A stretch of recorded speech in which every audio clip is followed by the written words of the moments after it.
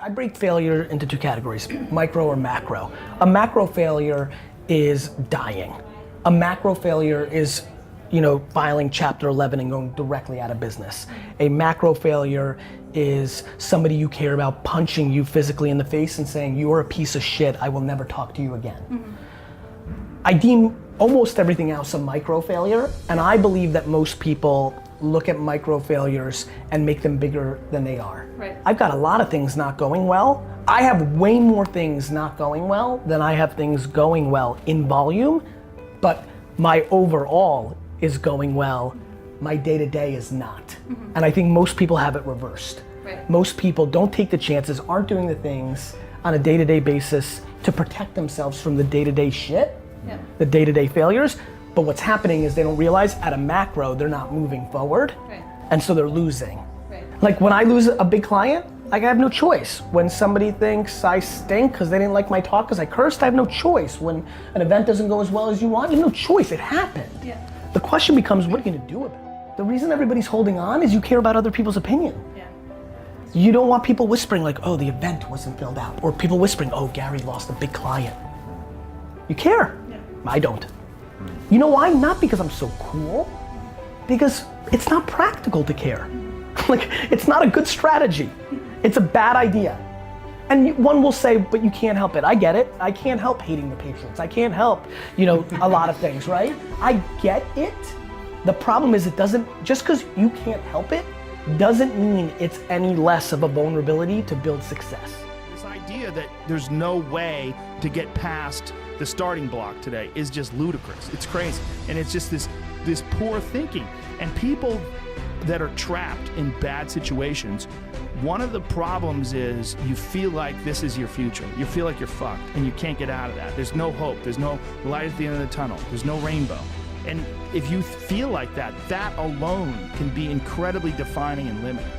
Failure is important. It is important. I think failure teaches you things that you don't learn from success. I think failure gives you an opportunity for self-examination and also gives you a feeling that is very uncomfortable. And that very uncomfortable feeling helps you grow. That when you feel like shit, you screw something up. Like when I've had bad podcasts, my podcast has always gotten better afterwards. When I've had bad stand-up sets, I've always gotten better after that because those bad sets motivate you.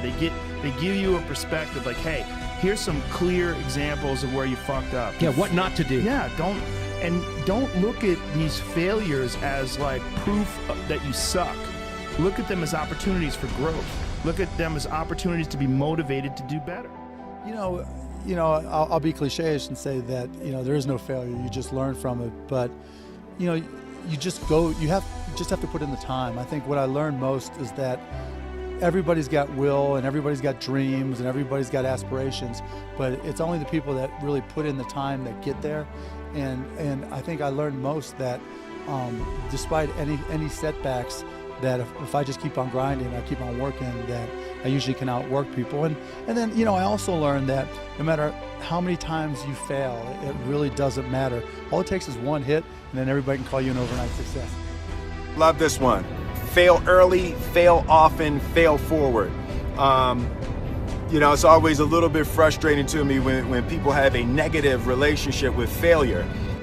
Failure is a massive part of being able to be successful. You have to get comfortable with failure. You have to actually seek failure. Failure is where all of the lessons are.